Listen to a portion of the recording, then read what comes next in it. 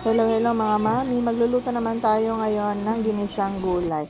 Ito na lang kasi ang mga natirang gulay sa ref namin, kaya yan paghahaluin na lang natin. Para itong gulay ng pansit, actually pansit na lang ang kulang para maging pansit na talaga yung luto namin. Ayan, magisa tayo ng sibuyas, tapos sunod na natin yung bawang. After nyan, halu-haluin lang hanggang sa magisa ang bawang at sibuyas.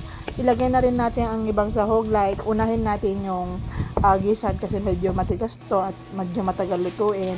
And after niya, pag naluto ng konti, ilagay na rin natin yung mga hinimay-himay nating mga manok, mami.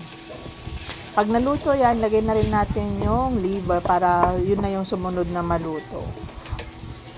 Sobrang simpleng lutuin lang to mga mami. Wala pa yatang 30 minutes tapos na kami magluto. Then after niyan, lagay na rin natin yung mushroom. Mayroon kaming isang mushroom diyan sa cabinet. Kaya pinalagay ko na rin kay ate para dumami ng konti. Tapos, isunod na natin yung ibang mga gulay, mga mami.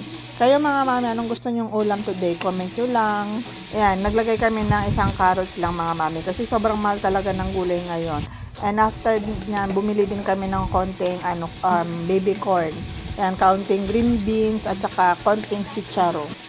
Para siyang chop suey, pero hindi sa chop suey kasi nga may toyo. Kasi di ba chop suey yata is puti, tapos may cornstarch na para pampalapos. Hindi kami naglalagay nun kasi hindi ko matansya yung lasa pag may cornstarch, parang ganun. So, ayan, ganyan lang ang luto namin. Ayan, pag naluto na yung ibang gulay, pwede na nating ilagay yung mga tatlong gulay na mabilis lang lutuin, like yung bell pepper, yung kinchay, and then naglagay din tayo ng konting dagdag na pampalasa kasi medyo natatabangan kami. So, ilagay na rin natin yung huling gulay, yung repolyo, tapos haluin lang in 1 minute to 2 minutes, tapos na yan para hindi siya ma-overcook. Tapos yan, pwede na natin tawagin sila para kumain.